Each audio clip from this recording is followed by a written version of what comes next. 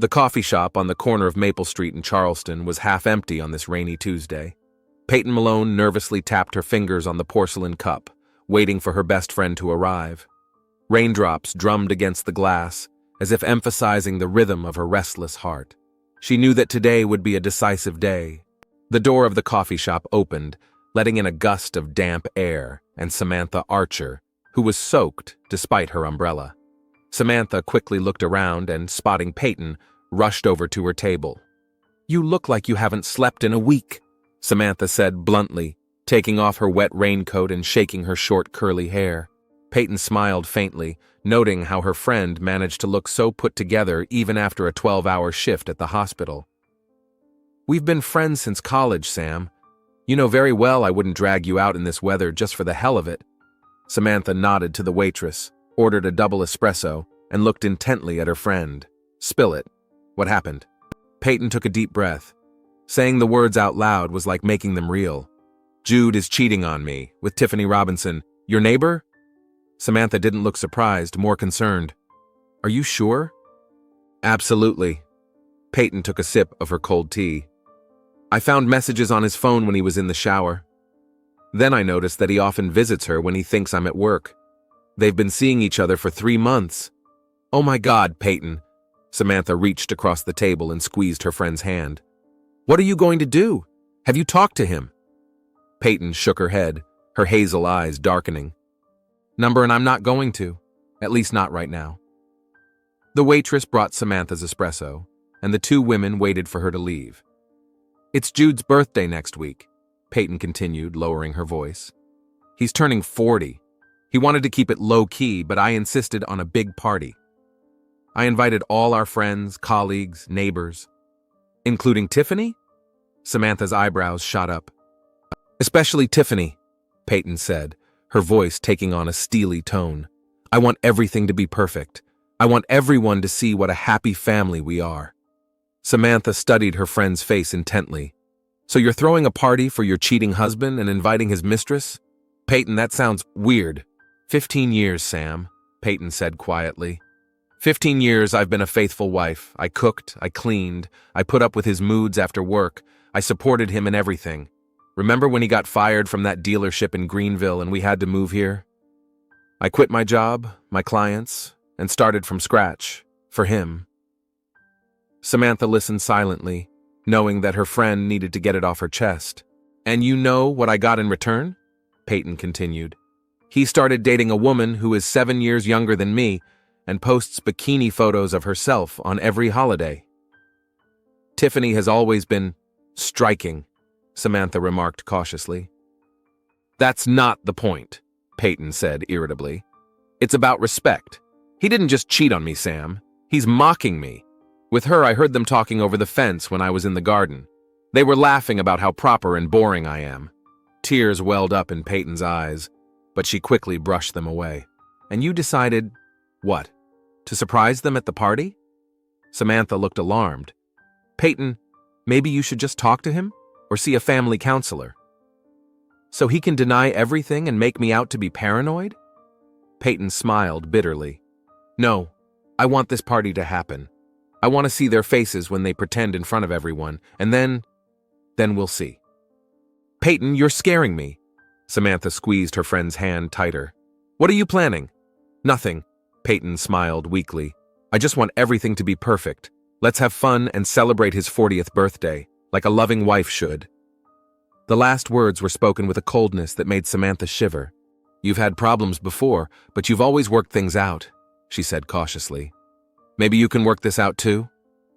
Peyton was silent for a while, staring at the rain outside the window. Drops ran down the glass, distorting the view of the street.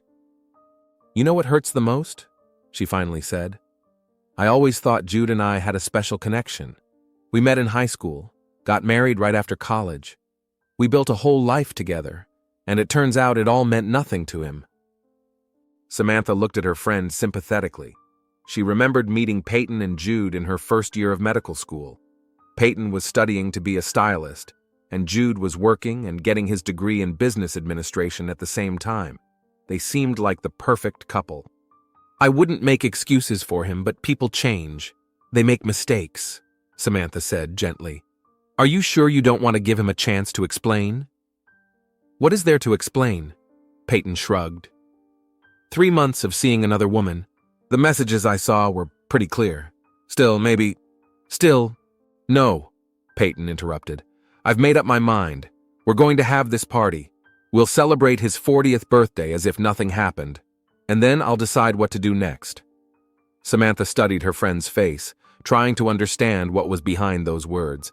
But Peyton was looking out the window, and her eyes, usually expressive and warm, seemed empty. You're always willing to help, right, Sam? Peyton asked suddenly, turning to her friend. Of course, you know that. Samantha nodded, though she felt a growing uneasiness inside. I want you to help me with the preparations. Make everything top-notch. Jude always wanted a big party for his anniversary, but he was too shy to ask. He was modest. A strange tone appeared in Peyton's voice. Now I want to make him happy. Let everyone see what a wonderful wife I am. Peyton, you don't have anything to prove, Samantha said cautiously. I know, Peyton smiled, but the smile didn't reach her eyes. But I want this party to be memorable for everyone, especially Jude and Tiffany. Samantha felt a chill run down her spine. Something in Peyton's tone alarmed her. What exactly are you planning? She asked bluntly.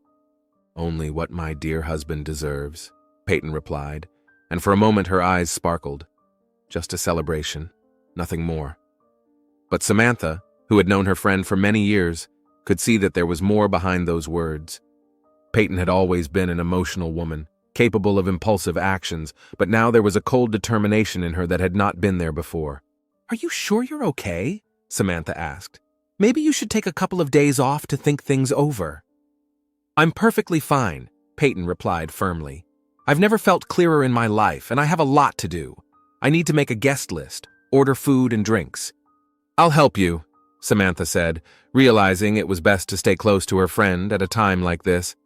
But promise me you won't do anything rash. Peyton smiled and squeezed Samantha's hand. You're the best friend anyone could ask for. Don't worry, I know what I'm doing. They sat for another hour or so, discussing the details of the upcoming party. Peyton spoke animatedly, enthusiastically describing how everything should be organized, but Samantha couldn't shake the feeling that something dark and dangerous was lurking behind her excitement. When they said goodbye at the door of the coffee shop, the rain had stopped, and rays of sunshine were breaking through the clouds. Everything will be fine, Peyton, Samantha said, hugging her friend. Just don't do anything you'll regret. Don't worry, Peyton replied with a slight smile. I just want everyone to get what they deserve. With that, she turned and walked to her car, leaving Samantha watching her go with growing concern. Peyton spent the next few days organizing the party with the same meticulousness she usually applied to her clients' complex hairstyles. The guest list grew.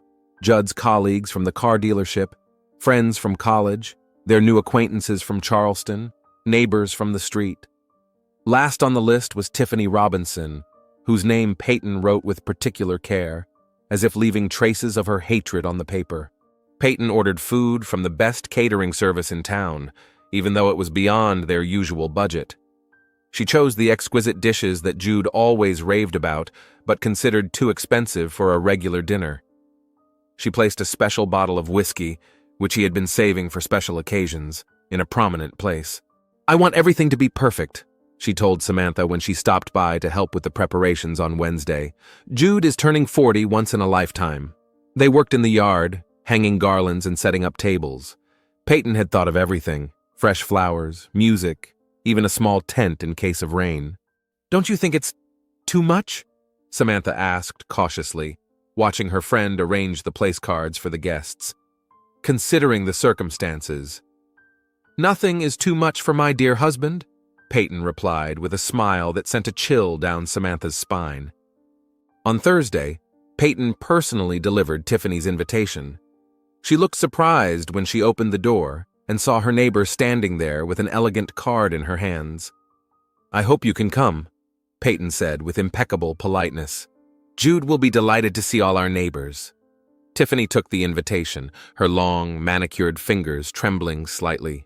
Of course I'll come, she replied, studying Peyton's face. Thank you for the invitation." When Peyton returned home, she felt a strange sense of calm. A plan was beginning to take shape in her mind, still vague, but becoming more definite with each passing day. She took out the new dress she had bought especially for the party.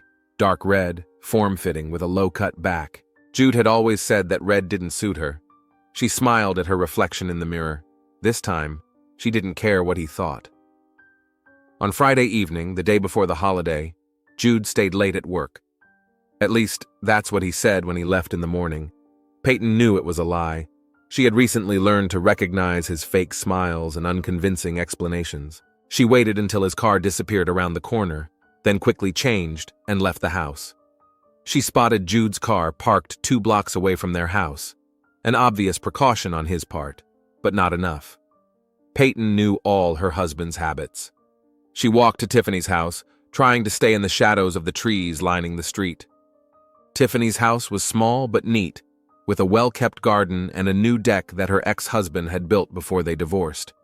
Peyton walked around the back of the house, ducking under the windows. The lights were on in the living room and kitchen. The bedroom window was slightly open. It was a warm evening, typical of South Carolina in late spring. Peyton cautiously approached the window. The sounds were clear. Soft music, the clinking of glasses, Tiffany's laughter, Jude's low voice. She instinctively pressed herself against the wall of the house, trying to breathe more quietly. Her heart was beating so loudly that she thought they might hear it. "She still doesn't suspect anything?" Tiffany's voice sounded playful. "After all these months?" "Peyton's too busy with her hair and manicures," Jude laughed, and Peyton felt her fingers involuntarily clench into fists. She's never been very observant. "Still, this sudden enthusiasm for your birthday, don't you think it's strange?" "Peyton loves to throw parties," Jude said, a hint of irritation in his voice. "It gives her a chance to show everyone what a perfect wife she is." "She invited me personally," Tiffany said. "She seemed too normal." "She's just polite," Jude dismissed. "So proper that sometimes I want to scream." "It's different with you. With you, I can be myself." Peyton pressed her hand to her mouth to keep from giving herself away. Something inside her broke with every word, but at the same time, her resolve grew stronger. "Still, it's going to be awkward tomorrow," Tiffany continued. "I'll be there. You'll be with your wife. We'll just act normal." Jude's voice became lower, more intimate. "Neighbors, casual acquaintances. No one will suspect a thing. And then we'll figure something out." "Like what?" There was a slight tension in Tiffany's voice. "You said you'd tell her after her birthday." "I will," Jude sighed. "I just need to choose the right moment. Peyton, she's too attached to me. 15 years together, you know? She doesn't handle change well." "Poor Peyton." Tiffany's voice took on a mocking tone. "So proper and so blind." They laughed, and that laughter hit Peyton harder than any of their words. The world around her darkened for a moment, and she had to lean against the wall of the house to keep from falling. "You know what's funny?" Judd continued. "She's trying to look younger. These new hairstyles, clothes. And when we go out, she's always so tense, like she's afraid of doing something wrong. With you, I feel free.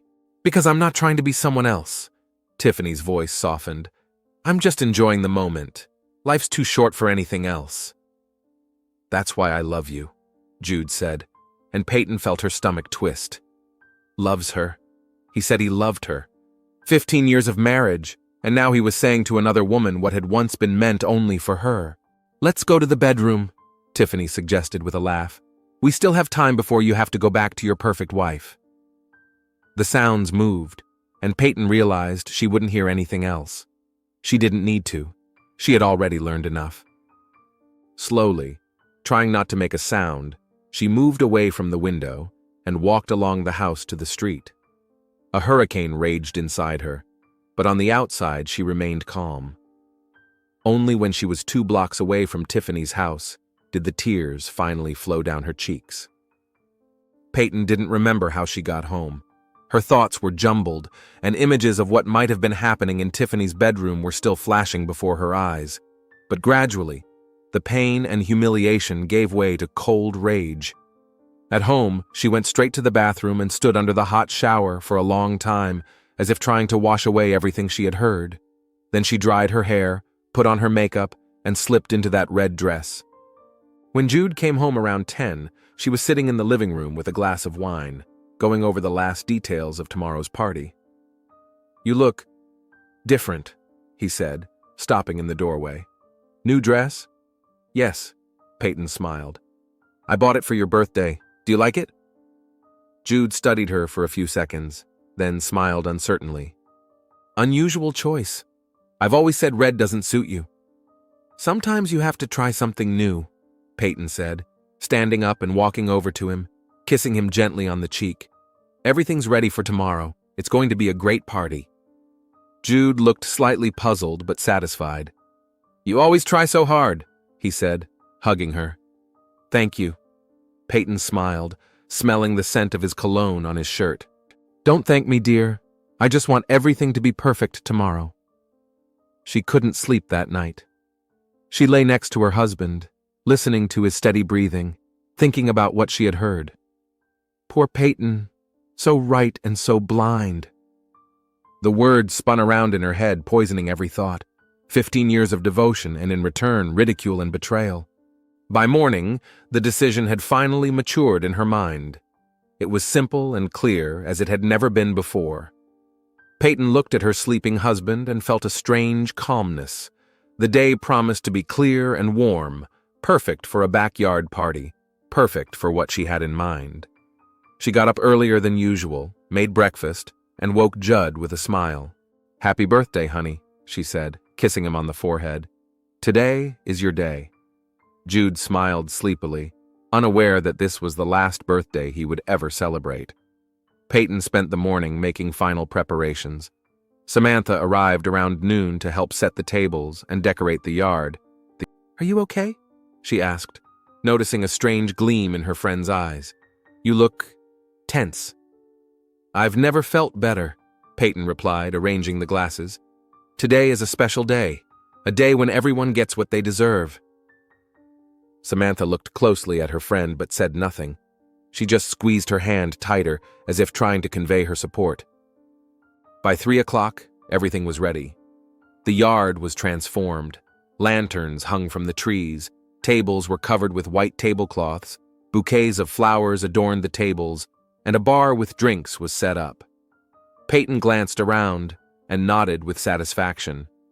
She went up to her bedroom to change. A red dress was waiting for her, laid out on the bed. Peyton slowly put it on, carefully arranged her hair, and applied her makeup. From the bedside table drawer, she took out a small box, a gift from Jude for their 10th anniversary. Inside was a silver heart-shaped pendant. She had never worn it, too simple for her taste. Today it seemed the perfect addition to her outfit. Looking in the mirror, Peyton barely recognized herself.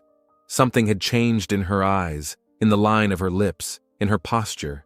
She looked stronger, more determined. The woman in the reflection knew what she wanted, and she wasn't going to back down. "Peyton?" Jude's voice came from behind the door. "The guests are starting to arrive." "I'm coming, dear," she replied, checking her reflection one last time. "Tonight will be an unforgettable evening." With that, she headed downstairs to the guests, to her husband, to Tiffany, to what was about to happen. The sun began to set, bathing the Malones' backyard in warm, golden tones. The string lights strung between the trees weren't turned on yet, but they already gave the space a festive look. The tables were laden with delicacies, exquisite appetizers that Peyton had ordered from Charleston's best catering service, fruit platters elegantly decorated with fresh flowers, and a huge chocolate cake with the number 40 in gold icing. At the top, the bar was fully stocked, from the expensive whiskeys Jude loved to champagne and non-alcoholic beverages.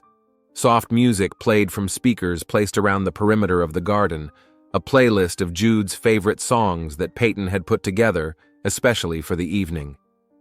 Peyton stood at the entrance to the garden, greeting guests with a perfect smile on her face. Her red dress, so bright it almost screamed, stood out among the pastel tones of the other women's evening gowns. A silver heart-shaped pendant sparkled on her neck, catching the last rays of the setting sun. Peyton felt strangely detached, as if she were watching everything from the sidelines. Jude stood next to her, accepting congratulations and gifts with a broad smile. His new shirt, which Peyton had bought especially for the occasion, fit him perfectly, and his shoes, polished to a shine, completed the image of a successful man. None of the guests could have suspected the tension between the couple. Peyton and Jude played their roles as the perfect couple with the skill of experienced actors. "You've outdone yourself," whispered Derek Johnson, Jude's colleague, as he handed Peyton a glass of champagne. "Everything looks amazing. Jude always says he's lucky to have you." "Thank you," she smiled, raising her glass. "Special occasions deserve special attention. And my dear husband's 40th birthday is the most special of all."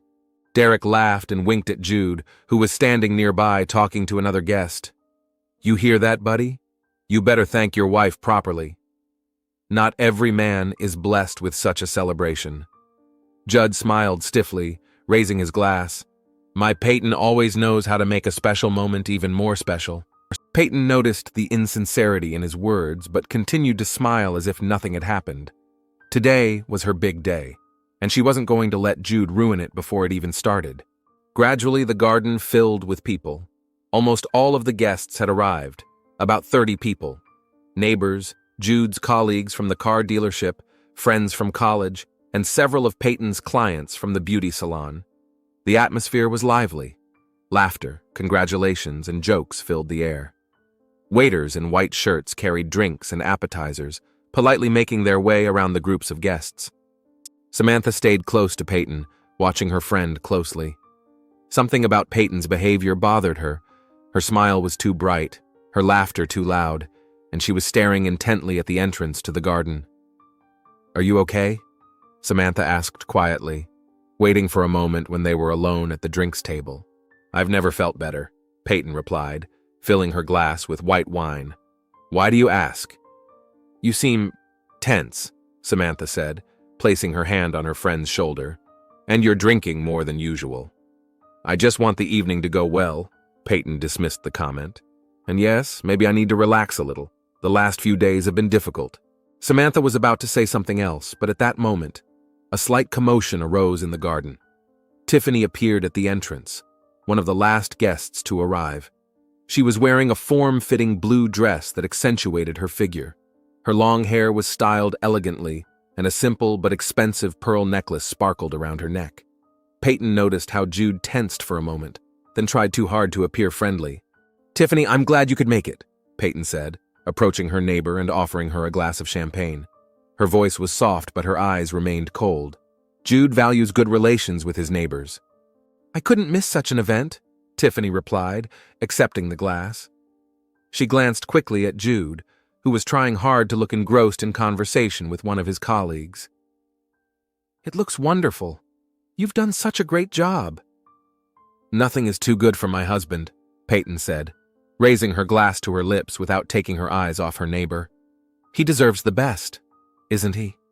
Tiffany paled slightly under Peyton's intense gaze, but quickly regained her composure. "Of course," she smiled and looked around. "Oh, I see some familiar faces. Excuse me, I'm going to say hello." Peyton watched Tiffany hurry away, trying to stay away from Judd. They had obviously agreed not to talk too much at the party so as not to arouse suspicion. This made Peyton smile bitterly. How predictable they were. The party went on as usual. When it got dark, the fairy lights were turned on, and the garden was transformed, filled with warm, twinkling light. The guests enjoyed the refreshments, chatted, and some danced on a specially cleared area. Jude cut the cake to the applause of the guests, blew out the candles with a smile, and gave a short speech of thanks, making a point of mentioning his beautiful wife, who had organized everything. Peyton stood nearby, smiling and accepting compliments, but inside, she felt a growing sense of anger that was becoming increasingly difficult to contain. Derek raised a toast to his friend and colleague, recounting funny stories from their time working together. Old friends reminisced about their college days, stories from the past, moments when Jude and Peyton had just started dating. "I remember when he first brought you to our party," one of his college friends said, turning to Peyton. Jude was literally glowing with happiness. We were all jealous of him. Yes, it was love at first sight, added another. And look at them now, still in love 15 years later. Peyton forced a smile, feeling every word cut deep. From the outside, it looked perfect.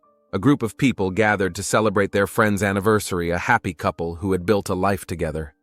But Peyton knew the truth behind the facade. As the evening progressed, Samantha noticed Peyton becoming increasingly tense. She hardly ate anything, but regularly poured herself more wine. Her gaze constantly shifted between Judd and Tiffany, who were carefully keeping their distance from each other throughout the evening. "Maybe you should take a break," Samantha suggested quietly, pulling her friend aside. "You look tired, and to be honest, you're drinking too much." "I feel fine," Peyton replied, emptying another glass. A dangerous gleam appeared in her eyes. "The night's just getting started, Sam. The best is yet to come." Samantha frowned but didn't press the issue. She instinctively sensed that something was wrong, but she couldn't imagine how serious it was. By 9 o'clock, the fairy lights created an almost magical atmosphere in the garden. The evening was warm, typical of South Carolina in late spring. Stars began to appear in the dark sky, and a light breeze carried the scent of blooming jasmine. One of the guests suggested turning up the music, and soon several couples began dancing in the open space of the terrace. Jude, quite tipsy from the whiskey, was the center of attention, telling a story to a group of friends. His tie was loosened, the top button of his shirt was undone. He looked relaxed and content, completely forgetting the tension with his wife. Tiffany stood nearby, pretending to be engrossed in conversation with one of her neighbors, but Peyton noticed how often she glanced in Jude's direction. Peyton watched them from the shade of a large oak tree. Memories of the conversation she had overheard burned inside her. Poor Peyton, so good and so blind. Every time Jude laughed, every time Tiffany adjusted her hair with a gesture that Peyton had noticed before, her determination grew stronger. She finished her drink in one gulp and placed it on the nearest table.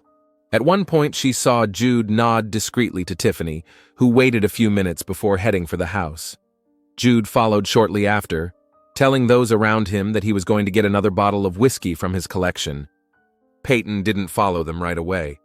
She waited until they had disappeared into the house, then finished her wine and slowly made her way to the back door. Her gait was steady, despite the amount she had drunk. Samantha noticed this and tried to stop her friend.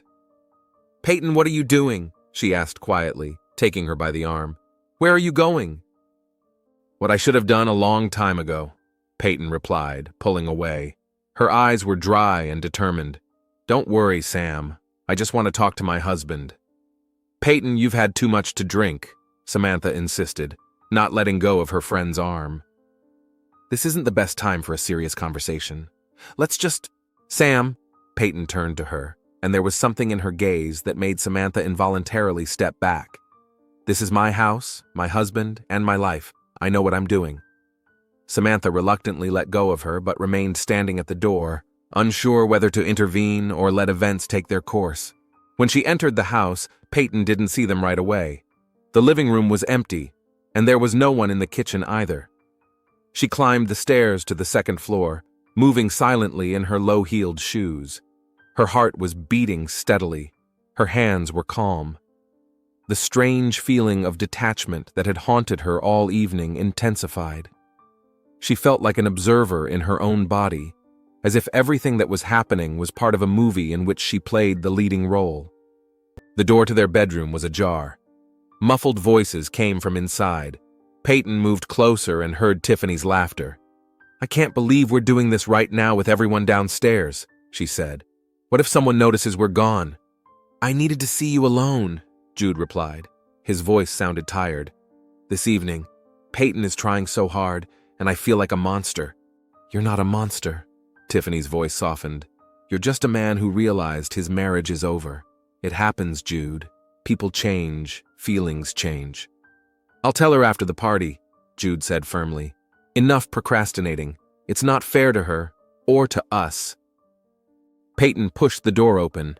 Jude and Tiffany stood by the window, not touching each other, but their postures spoke volumes. Shock was written all over both their faces when they saw Peyton. "Peyton, Jude began, taking a step forward. His face paled, his eyes widened. "It's not what you think."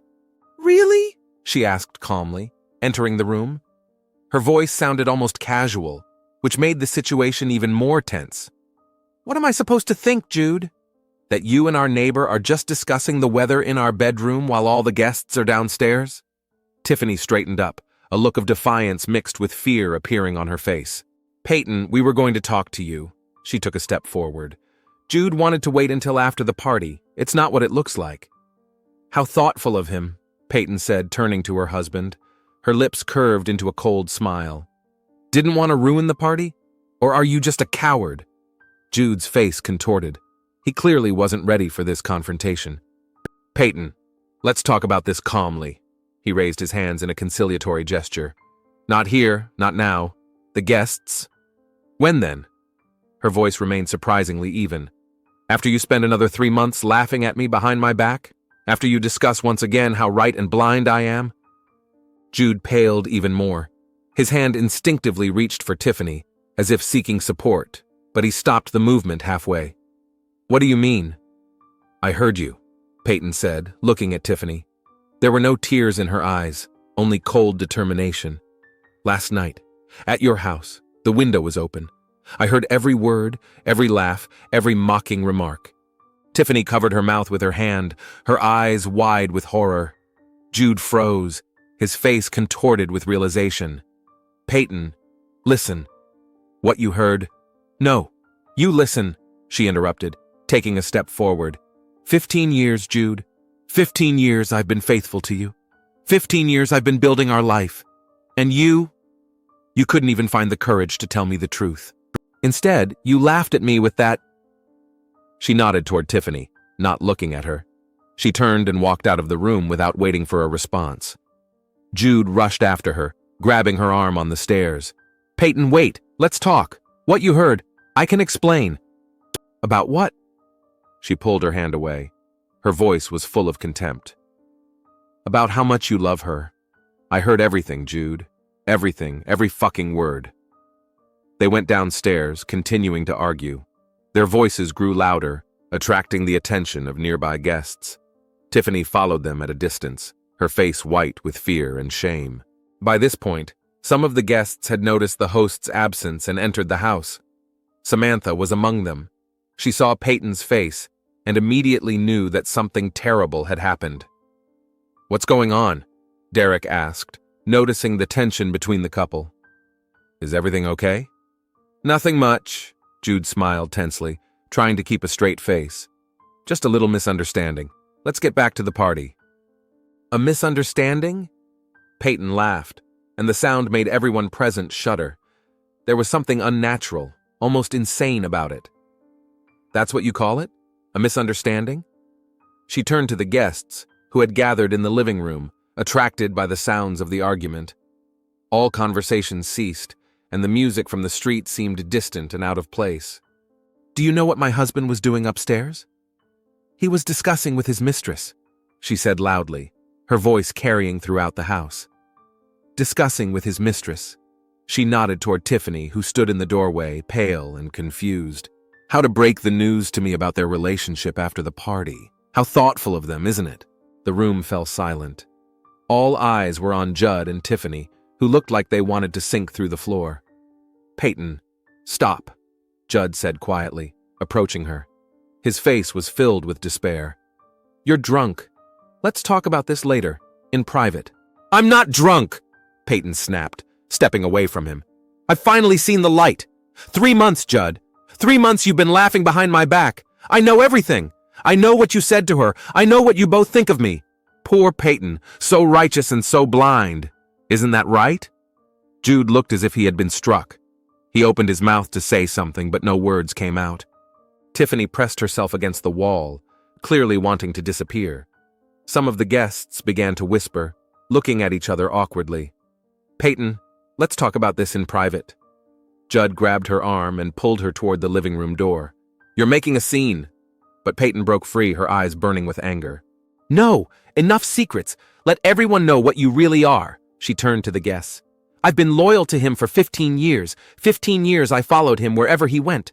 I gave up my career when we had to move here. I always supported him in everything. And he betrayed me with the first woman who showed him any interest. Samantha tried to approach her friend, but Peyton pushed her away. I just wanted to be a good wife, she continued, her voice now tinged with tears, though her eyes remained dry. And you made a fool of me, in front of everyone. I was going to explain everything, Jude finally said. After the party, I didn't want to humiliate you.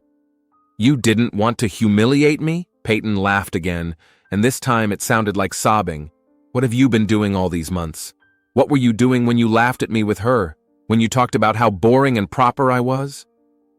She turned to Tiffany, who was still standing by the wall, unable to move. And you. You smiled at me every morning. You asked me how I was. And all this time, Peyton, Tiffany began, but fell silent, unable to find the words. Her face was a mixture of shame and fear. Don't you dare say my name, Peyton hissed. Never. Jude stepped forward and grabbed Peyton by the shoulders. His eyes were filled with despair. Listen to me, it's my fault. I should have told you earlier, but it's not her fault. These are my decisions, my mistakes. Peyton, please, let's get out of here and talk calmly. Peyton looked at him, and the last sparks of love she had once felt gradually faded from her eyes. Instead, something else was burning inside her, something dark and dangerous. Years of devotion, support, and love were turning to ashes, leaving only burning rage behind. Let me go, she said quietly. Peyton, please, let go! She broke free and backed away toward the kitchen table. All these years I've lived for you. And you?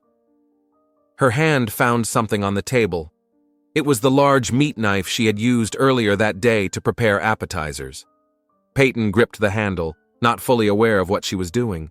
The metal felt cool and heavy in her hand, almost soothing. Jude noticed the movement and frowned. His eyes widened when he realized what she was holding. Peyton, put the knife down. His voice was tense. You don't understand what you're doing. She looked at her hand, as if surprised to find a weapon there. But she didn't let go. On the contrary, her fingers tightened their grip. You ruined everything, she whispered. Everything I had. Jude continued to move slowly closer, his hand still outstretched. Peyton, please, you don't want to do something you'll regret. He spoke softly, trying not to provoke her. We can work this out. Just give me the knife. What will I regret? She let out another strange laugh that sent a chill down the guests' spines. That I was loyal to you? That I loved you? Or that I didn't see the truth for so long? Samantha took a step forward. Peyton, listen to me. Her voice trembled. Put the knife down. This isn't the answer. Whatever happens, it's not worth destroying your life. My life is already ruined, Sam, Peyton replied, not looking at her friend. Her gaze was fixed on Judd. He made sure of that. Jude was already very close. One of the guests, a police officer off duty but aware of the danger of the situation, moved slowly around the edge of the room, ready to intervene if necessary. The other guests stood frozen, paralyzed by shock, not knowing what to do. At that moment, Tiffany stepped forward, out of the shadows. Peyton, listen to him, her voice sounded pleading. This is a terrible situation, but violence won't solve anything. We all make mistakes. And that was the last straw. Something inside Peyton snapped. All the tension of the last few days, all the humiliation, pain, and anger erupted in one furious movement. A bright flash of rage blinded her, erasing all thoughts except one: revenge. She lunged forward, raising the knife. The movement was so fast that Jude didn't have time to react. Peyton, no! Samantha screamed, but it was too late. Jude raised his hands in an attempt to defend himself, but it was too late. The blade entered his chest with terrifying ease, as if his body offered no resistance. His face reflected astonishment, followed by understanding, and worst of all, pity. He raised his hand and touched her face, as if trying to remember her features. Peyton, he breathed, sinking to the floor. But no one ever knew what he wanted to say. Blood quickly spread across his white shirt, staining the fabric the same color as Peyton's dress. She froze over him, still clutching the knife, watching as the life drained from his eyes. Someone screamed, a piercing female voice, full of terror. The guests scattered in different directions, some toward the exit, others toward Judd. The policeman rushed toward Peyton, knocking the knife out of her hand and pinning her against the wall. "Don't move," he shouted. "Someone call an ambulance and the police." Derek fell to his knees next to Judd, trying to stop the bleeding, but the wound was too serious. Blood continued to flow, pooling on the polished wooden floor. "Hang in there, buddy," Derek said, pressing a crumpled napkin against the wound. "Help is on the way. Hang in there." But Judd couldn't hear him anymore. His eyes were open, but empty. Judd Malone was dead, killed in front of all the guests on his 40th birthday. Tiffany stood in the corner of the room, her face covered with her hands, shaking with sobs. Several women surrounded her, trying to calm her down, but she didn't respond. Samantha rushed over to Peyton, who had been seated on the sofa by a police officer, his hands holding her arms behind her back. "Peyton, for God's sake, what have you done?" Samantha's voice was filled with horror. But Peyton didn't answer. She stared at her husband's body with empty eyes that showed neither remorse nor fear. Only a strange, almost peaceful expression, as if a heavy burden had finally been lifted from her shoulders. "He got what he deserved," she said quietly, as Samantha crouched down beside her, trying to look into her eyes. "Everyone got what they deserved." The sound of sirens could already be heard in the distance, approaching the house. Derek went outside to meet the police and ambulance. The other guests stood in groups, shocked and confused, talking quietly among themselves. The party was over, turned into a crime scene. Peyton sat motionless as chaos reigned around her. Her red dress, splattered with blood, blended in with the sofa upholstery, giving the impression that she was drowning in a sea of blood. She did not resist when the police who arrived at the scene officially arrested her and read her rights. She didn't cry when the medics pronounced Jude dead and covered his body with a sheet. She didn't look around as she was led out of the house amid the whispers of neighbors and the clicks of cameras belonging to journalists who had somehow already learned of the tragedy. She knew that her life as she knew it was over. Ahead of her lay interrogations, trial, and prison. But strangely, she felt free. For the first time in many years. It was as if the chains she had bound herself with had finally fallen away. As she was being put into the police car, she caught a glimpse of Tiffany standing on the porch, supported by two friends. Tiffany's eyes were filled with fear and confusion, but Peyton felt neither satisfaction nor regret, only emptiness. "Peyton," Samantha pushed her way through the crowd to the police car. "I'll find you a good lawyer. Hang in there." Peyton nodded but said nothing. Words seemed meaningless. Everything that mattered had already been said and done.